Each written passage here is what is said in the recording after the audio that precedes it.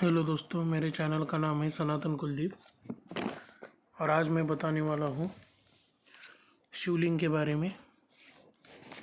तो चलिए देखते हैं जो मैं आज बताने वाला हूँ कि शिवलिंग क्या है, वो मूर्ति है या फिर क्या है। तो पहली बात तो शिवलिंग का अर्थ होता है, शिवलिंग का अर्थ क्या होता है ये जानते हैं। शिवलिंग एक संस्कृत शब्द है, संस्कृत वर्ड है शिवलिंग। ये कोई हिंदी वर्ड नहीं है। जिसका अर्थ होता है, जिसका मतलब होता है, शिव का अर्थ होता है कल्याणकारी, जो सबका कल्याण करता है। और लिंग का अर्थ होता है साइन, एनर्जी, एक पावर ऑफ सोर्स, शक्ति स्तंभ भी कह सकते हैं सारे यूनिवर्स कायनात का। ये है शिवलिंग का अर्थ है। संस्कृत वर्ड है। इसका हिंदी में अर्थ होता है कल्याणकारी भगवान, जो पावर ऑफ साइन एनर्जी है, लाइट है। तो शिवलिंग का अर्थ ये होता है हिंदी में। बल्कि शिवलिंग एक संस्कृत वर्ड है, ये शिवलिंग हिंदी वर्ड नहीं है। तो ये जो मिथ्या है, झूठ है, भ्रांति है कि शिवलिंग एक लिंग मानते हैं, जो पीनस मानते हैं, ये मिथ्या है, ये झूठ है, ये भ्रांति है। हमारे सनातन धर्म में कुछ लोगों ने गलत सलत लिख दिया है। ये मिथ्या है, जो भी ये झूठ फैला है कि वो पीनस है या लिंग है, लिंग, ये गलत है। सनातन धर्म की सबसे बड़ी ग्लानि है ये। फिर बात ये आती है कि शिवलिंग कैसे बना और शिव का पहला शिवलिंग कैसे बना और पहला शिवलिंग किसने बनाया। तो पहला शिवलिंग जो हम सुनते आए हैं कि चंद्रदेव ने बनाया, जो कि हम सुनते आए हैं कि पहला जो शिवलिंग है चंद्रदेव ने बनाया। बल्कि इसमें कोई सत्य नहीं है, ये झूठ है, सरासर झूठ है। चंद्र कोई देव तो नहीं है जो कि चंद्रदेव कहते हैं। पहला शिवलिंग जो बनाया है वो है राजा विक्रमादित्य ने बनाया है, जो कि द्वापर युग के राजा थे और कृष्ण के अवतार थे, जो कि द्वापर युग के पहले राजा थे। मतलब त्रेता युग समाप्त हुआ था और द्वापर युग चालू हुआ था।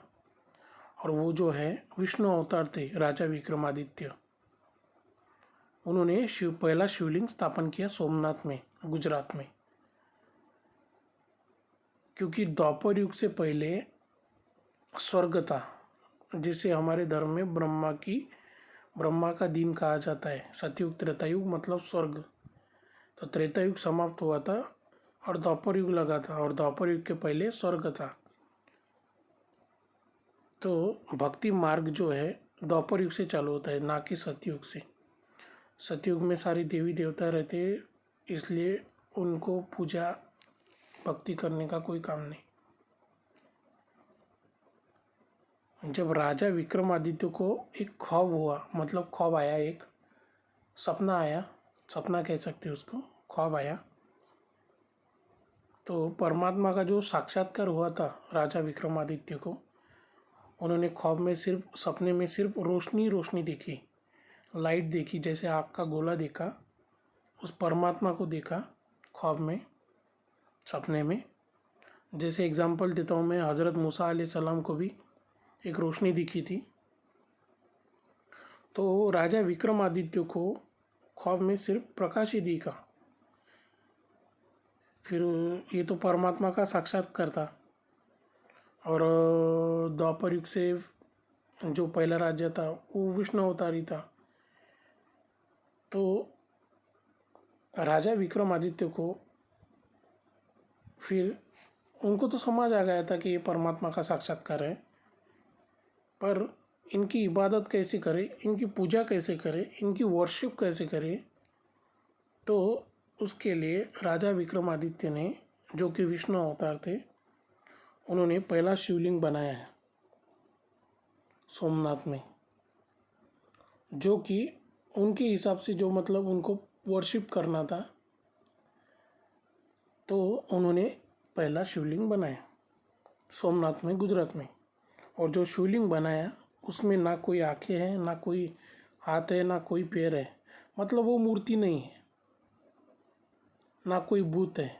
मूर्ति तो नहीं है और ना ही वो भूत है, क्योंकि मूर्ति में देखेंगे हम, जो भी देवताओं की मूर्ति बनाते हैं, जो कि पूर्वजों की मूर्ति बनाते हैं, उनको आंखें होती है, मुंह रहता है, हाथ रहते हैं, पैर रहते हैं।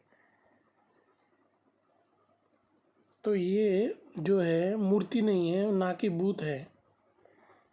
वो परमात्मा की यादगार के लिए, मतलब वर्शिप करने के लिए या पूजा करने के लिए, इबादत करने के लिए उन्होंने वो शिवलिंग बनाया था। जिससे ये साबित होता है कि शिवलिंग कोई मूर्ति नहीं है और ना कोई भूत है, ना ही कोई देवता है। और जो शिवलिंग में 3 डॉट दिखाए जाते हैं, 3 डॉट, 3 लाइन्स, उसका अर्थ होता है त्रिकालदर्शी, त्रिलोकीनाथ, त्रिनेत्री। त्रिकालदर्शी मतलब वो सब जानता है, आदि मध्य अंत, जो क्या होने वाला है, क्या हुआ और क्या होगा। त्रिलोकीनाथ सारे लोकों का राजा है, इसलिए त्रिलोकीनाथ कहते हैं उसे। और उसे त्रिनेत्री भी कहते हैं, जो हमें साक्षात्कार होता है, या फिर उसको हम देखते हैं, उनका साक्षात्कार होता है, इसलिए उसकी जो शक्ति है वो परमात्मा देते हैं, इसलिए उसे त्रिनेत्री भी कहा जाता है। और तीसरा नेत्र देने वाला,